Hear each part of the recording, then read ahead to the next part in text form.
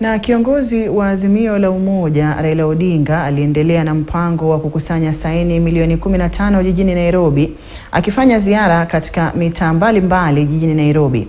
Kiongozi huyo wa upinzani aliwataka Wakenya kupeana saini zao ili kuleta mabadiliko. Alizuru mitaa ya soko kadhaa mapema hii leo, akimalizia na soko la Kenyatta, mtaa wa Ngumu.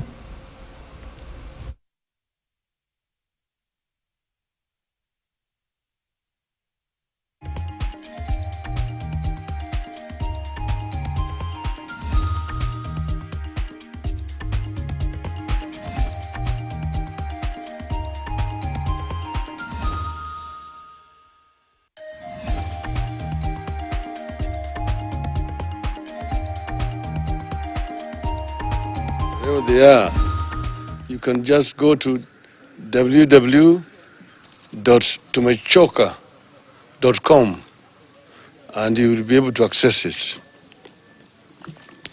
Last week, we announced the launch of a program of collecting signatures for the purposes of taking back the powers we delegated to our leaders. The exercise, which is ongoing, is meant to express the people's displeasure with Ruto and the raft of punitive, unfair, and unjust taxes that he has decided to impose on the people without the people's consent.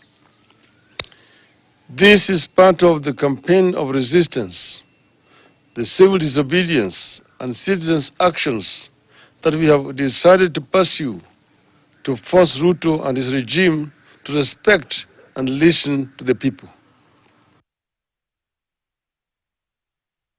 Na wakfu wa Safaricom umetenga shilingi